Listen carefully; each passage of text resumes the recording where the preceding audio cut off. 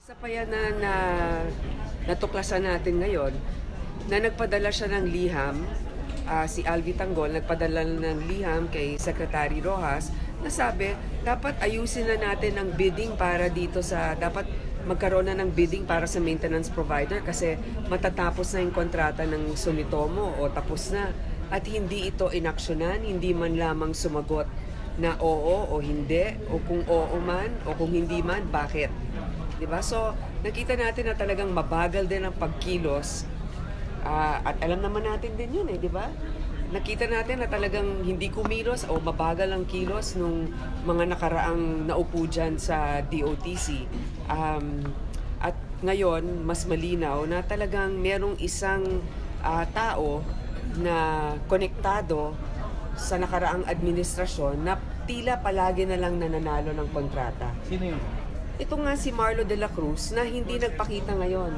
Di ba? Kung wala kang kasalanan, una ka pang magpapakita, di ba? Para sabihin, wala ka akong ginawang masama. Ito yung aking napasukang kontrata dahil patas naman na naging bidding. Hindi. Nagtatago siya sa saya ng kanyang abogado. At yun pa palang address niya na nakasaad sa Security and Exchange Commission ay hindi man lang niya address. Address ng kapatid niya.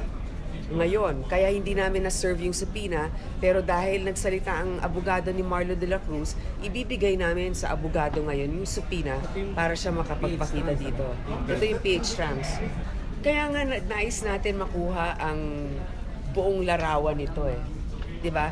So, bigyan natin ng pagkakataon itong si Marlo de la Cruz na magsalita ukol dito kasi ngayon na wala siya dito, mas lalong lumalakas ang suspecha natin na talagang parang pinagkakaisahan lang nila yung bidding o meron silang undue advantage dahil nga meron silang kakilala sa loob. Kasi yun ang paulit-ulit na sinasabi ng mga tumestigo dito. Si Alvi Tanggol, sinabi yon. Yung isang si Roel ng CBNT, sinabi rin yon na dahil nga dito na si Marlo de la Cruz ay malapit sa mga miyembro ng Liberal Party, ito nga lahat ay pagbibintang. Kaya nga sana nandito si Marlo de la Cruz para ipawalang saysay yung kanilang sinabi. Kaso hindi niya ginamit ang pagkakataon na yun.